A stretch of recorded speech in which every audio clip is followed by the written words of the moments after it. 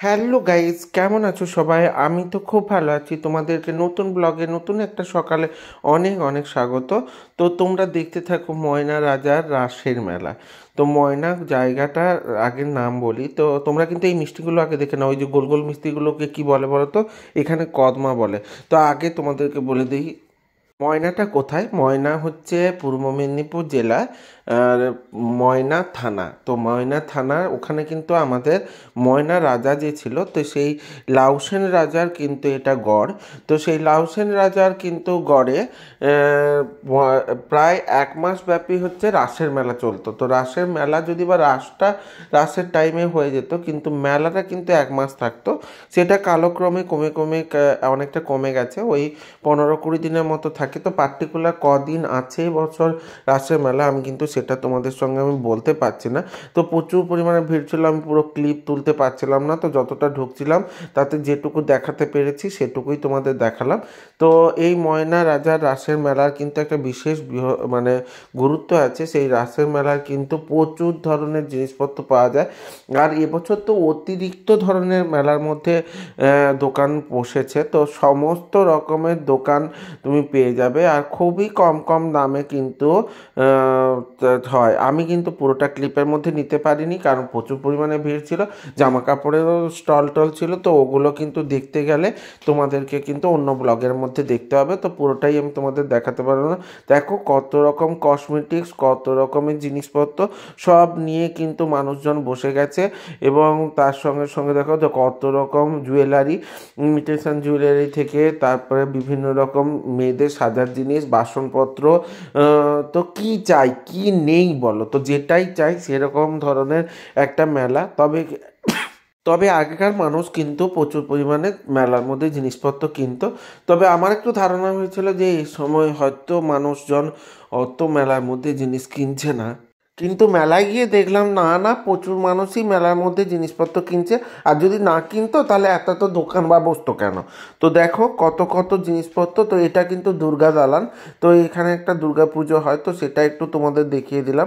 এইখানটা পার্টিকুলার দুর্গা পুজো হয়।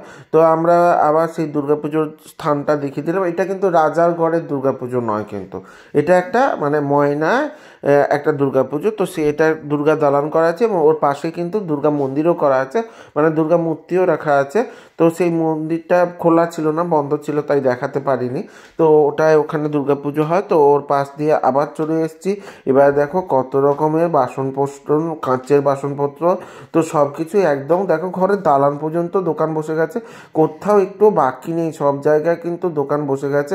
আর সবাই সেজে গুজে চলে গেছে। আর আমরা অলরেডি 3টের সময় গেছি, তবুও দেখো সেই টাইমেও কিন্তু প্রত্যেকটা মানুষ কীরকম ধরনের বাজার হাট করছে এবং জিনিসপত্র কিনে নিচ্ছে। তো সব মিলিয়ে কিন্তু মেলাটা দারুণ ধরনের।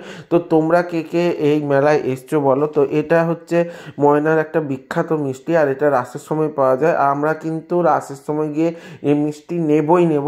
তো পাপাই কিন্তু রাসের মেলা যাওয়ার আগেই বলেছিল, বাবা কিন্তু আমরা সেই সন্দেশ টাইপের মিষ্টিটা বা সোনপাউটি টাইপের মিষ্টিটা কিনে দিও, আমি কিন্তু নেব। তো দোকানদার প্রথমে বুঝতেই পারিনি, ও 100 গ্রাম ভেবেছে, তো 100 গ্রাম মিষ্টি দিয়ে দিচ্ছে। তো আমি একটু সরে গেছিলাম, তো তখন এসে দেখি যে না, 100 গ্রাম মিষ্টি না, অনেক পরিমাণে মিষ্টি দাও। তো বলতে ও আবার কিন্তু অনেকটা বেশি পরিমাণে মিষ্টি দিল, মানে 100 টাকার মিষ্টি আমি কিন্তু নিয়ে নিয়েছিলাম। তো তোমাদের আমার এই ব্লগগুলো কেমন লাগছে? তো এই ব্লগগুলো দেখে তোমরা কিন্তু কমেন্টের মধ্যে জানিও আর কী ধরনের মানে ব্লগ চাইছো।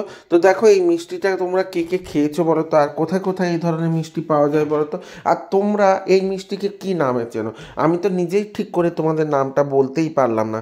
তো তোমরা একটু জানাও তো কি নামে এটা চেনো, বা এই ধরনের মিষ্টি খেয়েছো কিনা। তবে কিন্তু আমি বলতে পারি, এটা একদম নিঃসন্দেহে বলতে পারি, আমি কিন্তু খুব মিষ্টি পছন্দ করি না, তবুও আমি বলতে এই মিষ্টিটা কিন্তু খেতে অসাধারণ, মানে খুবই সুন্দর খেতে, বেশ দারুণ, কিন্তু মুখে দিলেই মিলিয়ে যায় আর খুব সুন্দর টেস্ট। টেস্ট।